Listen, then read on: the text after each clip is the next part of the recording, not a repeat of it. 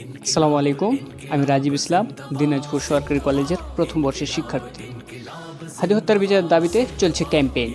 আমিও হাদি হত্যার বিচার চাই। শরীফ ওসমান হাদি একটি নাম, একটি আদর্শ, জুলাই বিপ্লবের অগ্রনায়ক। আপনারা জানেন, গত 12 ডিসেম্বর জুম্মা নামাজ পড়ে ফেরার পথে সন্ত্রাসীরা তাকে গুলি করে এবং পরবর্তী জুমায় সিঙ্গাপুর হাসপাতালে মারা যান। এভাবে আমাদের প্রিয় ভাইকে কেড়ে নেয় সন্ত্রাসীরা। এক জুমা থেকে আরেক জুমা আসে আর যায়।